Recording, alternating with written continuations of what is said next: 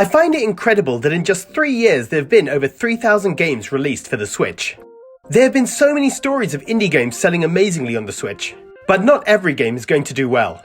While scrolling through the Switch games on the web store, I saw that you can sort by popularity, and it got me thinking about the least popular games on the Switch. Scrolling through them, I found some really fun and interesting titles, so I thought I'd make a list of the 10 I like the most. One thing to note, I don't know whether the web store sorts by least popular of all time, this week, or whatever time period, so I'm guessing the list may move around over time. These 10 were in the bottom 100 as at the end of January. A couple of games have gone on sale since, so probably have sold more by now.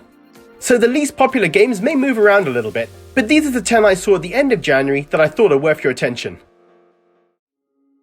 Ascendance. Ascendance is a relaxing first-person platformer. You travel around a map searching for orbs that create new platforms and open more of the map up to help you get to the next orb. The game is gorgeous, and the controls felt just right in terms of running and jumping.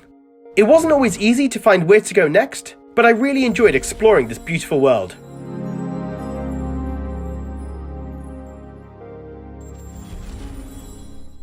Lazy Galaxy Rebel Story. This scrolling bullet hell shooter is a lot of fun to play. I didn't pay attention to the story to be honest, but I really enjoyed the gameplay. You rescue allies in the levels, and they join you in future levels. It's got boss battles, loads of enemies, and cool pixel graphics. The music was a bit repetitive, but otherwise it's a really good shooter. Heartland. Heartland is a fast-paced 3D action roguelike. I was a bit surprised to be honest to see this so low on the popularity list, because I remember seeing people talk about Heartland back when it came out on Steam. It's a really fun game with very cool music too.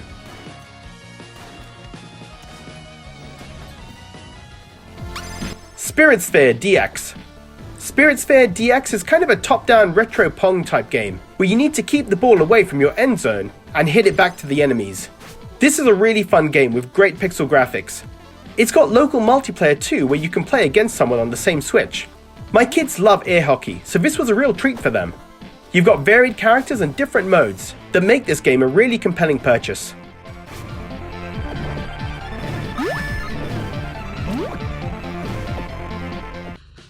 Star Drone.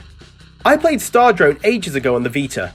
You need to get the drone to complete the level's objectives, like get to the end or collect items. But you only control its movement through throwing out a hook and pivoting off spheres around the level.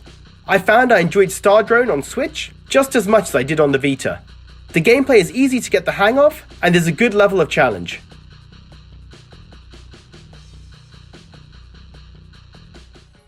Tarik. Tarik is a stylish platformer where you need to avoid the multitude of dangers and get to the end of the level. I found it was pretty challenging at times, but I love the minimalistic graphics and the music. You really have to stay on your toes to figure out how to pass lasers, swords, falling platforms and enemies. It's not a super big game, but if you like challenging 2D platformers, then this is worth grabbing.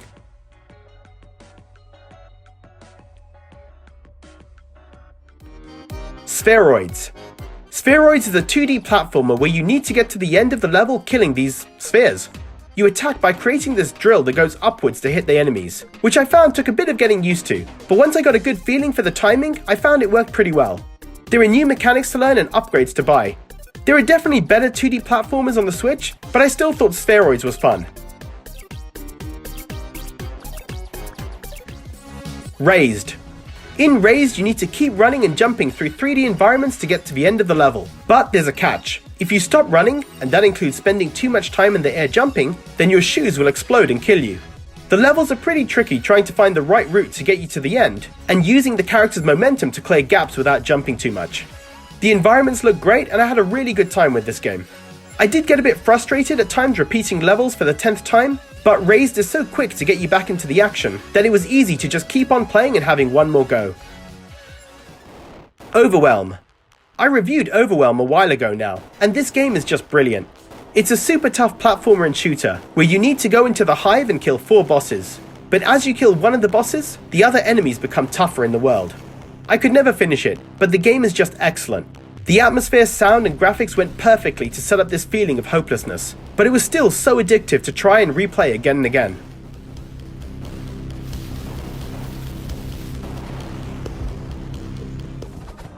Rotating Brave. Rotating Brave is probably my favourite game on this list. It'll probably remind you of Downwell, but every 30 seconds you swap between vertical drop and horizontal side-scroller.